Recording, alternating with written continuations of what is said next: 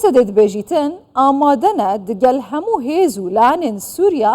دالو که دانستان دنبکن دنافوان دا حسد آماده دقل سوريا يعني جي دقل تركيا دانستان دنبکه لسر في مجاره بوچی افگو هرتنه چه بو یا ممکنه برسوا لانه ترکی چاوا بیتن کو هین دزانن ببردوام لانه ترکیا بجیتا وان هیزین کو ام دبیجن ام آمادین دانستان دنید هبکن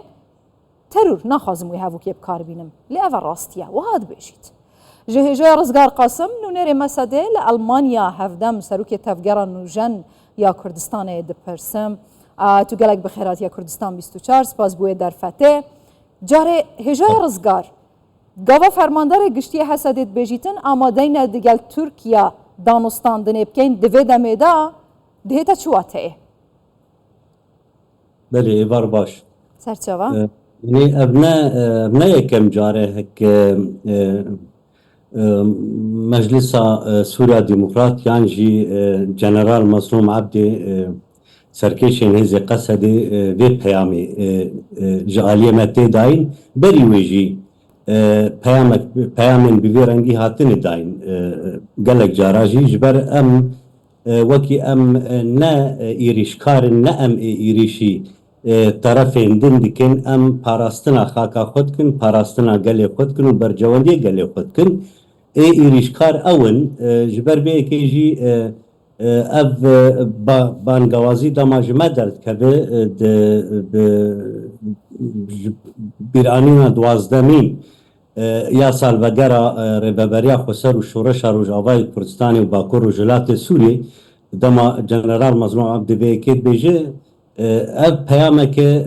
دیسا بزلالی گر ام نشر خوازن ام آشتی خوازن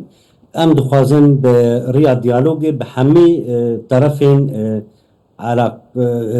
تکلدار ده سوریه ده چه هزین هرمی بن ده نافچهی بن چه هزی هندرین بن اپوزیسیون سوری و هر کسی علاقدار باشه هجا رزگار داخازه هوای ابو دانستاندنه یعنی آماده هوای ابو دانستاندنه دیگر ترکیه و تا بهزی و لوازی هوای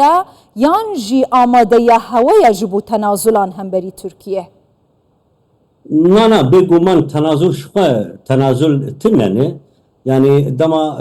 شورش روجاوا دست پیکر و پروسس سیاسی لسوریه دست پیکر بگو من به هزار شهید هاتن داین جبو پاراستنا گل جبو برجواندی گلین کرد و کمنیتوین و گلین بمر در روجاوای کردستانی دو هرمی دجیان بکن من ممکنه پشتی به که و پشتی نزیکا 13 سالان ام نج رژیما سوریه رو تنازل بکن دیاری سرسفریک زیرین بدنوان افتشتی بقلن گرانمهاتی اونا ام بدن ترکیه جی وقت دولتک داگر کرد برای هر کسی جی برای بلزلالی ام بیجن اف بانگوازی دما تی داین نج ضعیف بونکیه لی جدا خوازیات چاره سریان و اف ایریشن گل و بنیاد تحتیل کیشان چاره سری؟ کیشان چاره سری دست ترکیه ده حتی هون بو چاره سری ده خوازه دانستان دنیج ترکیه بکن؟ ام چاره سری خوازن ایرو دما تطبیع و دما تکلی دنابرا رژیم سوریه و رژیم ترکیه ده چه دبه جبر برجواندی هر دو دولتان لسر حسابه برجواندی گل کرد و کمنیتوین بمرج یاندکن ربابریا خسر و قصد و حسد بکن ایریش خوره مسادی جی بکن ایریش خوره ربابریا خسر بگومان امجی خودی باندورکن امجی دکارن بانگوازیا بکن لگور برجواندی خواه و ظرف مناسب و وقت مناسب باشه امریکا چه ده بیجال سر و بانگوازیا هوایا که هون آمادن دگل ترکیه دانستان دنبکن او ترکیه یا کش سبه حتی ایواری نافچین ربابریا خسر بردمان دکه نخوشخانه یان قطابخانه یان بنکین تندرستی مالین فقیر و هجاران کاربه و آوه دگره بله اف دانستاندن و بتایبت دویده میده که هیرش هیجی بردوام من سر نافچین هوا جدما سال 2016 حتی نوکه 4-5 اپراسیون مزن و خاک داگیر کریا لنافچین ربابریا خسر ده چی در انجام کلی پی خوبینن؟ يعني امريكا او رول امريكا جيشوا او رولك وك زغت لتركيا دكي وك حليفة وهبالبندي ويد ناتو ده وامجي وك شريكي ضغطك التركي تكيش بو دانوستاندنك تشي ببي لما خابن تركيا حتى انا ناي وي ديالوجي وهر دم دخوازي لغوري برجواندي ويد نابا محوري استانا ده بدولة اي جي خود محوري استانا دقرن دور ده رولي بليزه بارمانجا تيك برنا ريبابريا خسر لي او خوني شيره جاليه ضد مثلا امريكا شخوا امريكا سياسة تكويد ودرج استراتيجي دي منطقة ده هي يعني نجبو تشابي كردان يعني نجبو تشابي تملتي ديجي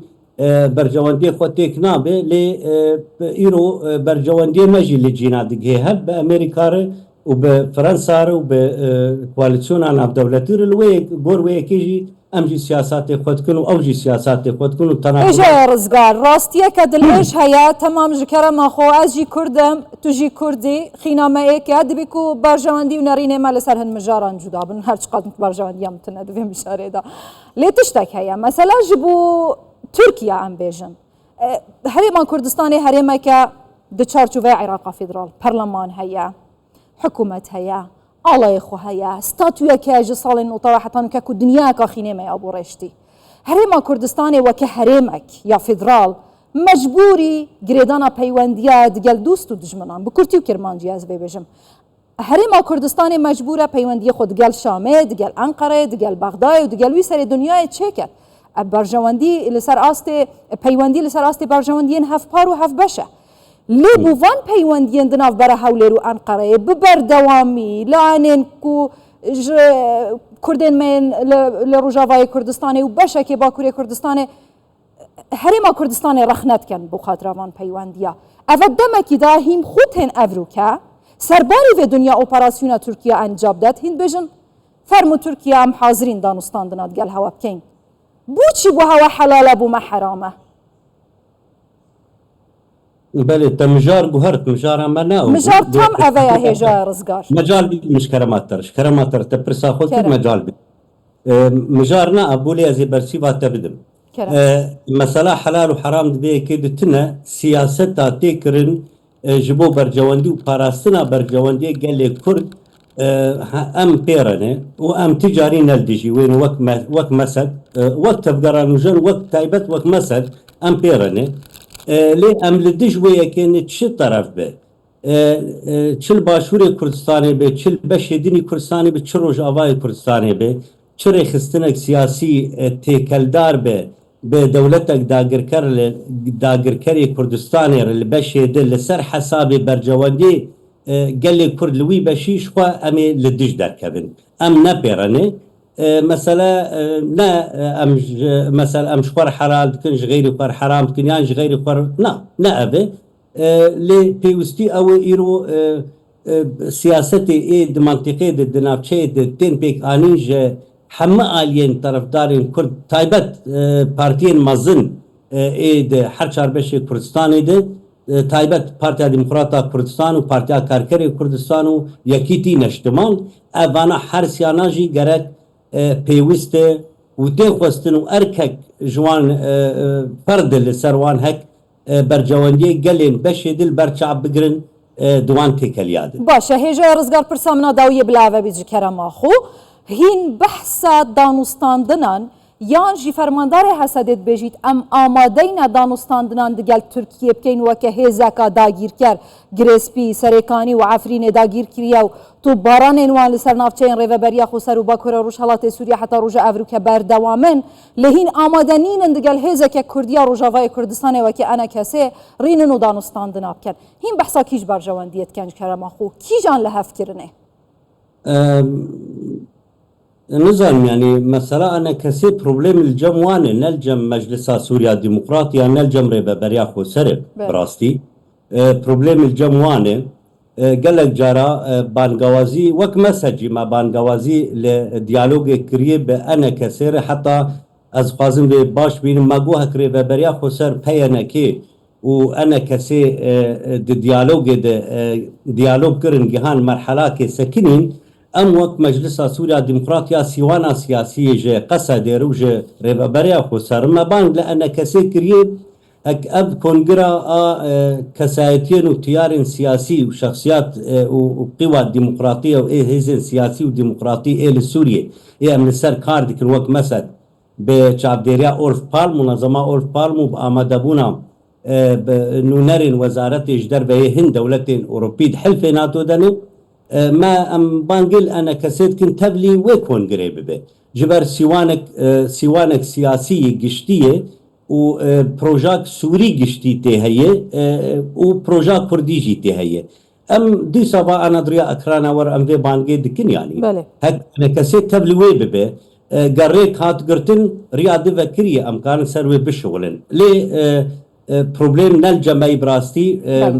جم انا كسيه از بي بانجيت كن برا كرم كن بين في كونغريد ما دهاده هك ام جير امادت كن دمك دريجد ما دهاده ايصال بشتي سي ماده ولدار كبن برا بانجي قبول بكن في او حاضر ببن يعني بروبلم كده ام وقت بعرب اردانو ستاندريد كن بتيارين عرب وشخصيات ديمقراطي وكسايتين سياسي عرب دسوريا ده ام دانوس دنيتكن بيغومان و بترحابك وبيشوازيك مازنجي وببانجك جرنجي ام بانجي لأنا كسيتكن او جي تبلي ببن او ربارك الدنيا ام كانوا رباري بكن يعني باشا هي جاي رزقار قاسم بوهي فياكو هم بجهن هفل خالك برجوان ديا جالي كورت لروجافا وباراستنا داس كفتان نونري مسادة لألمانيا جالاكس باس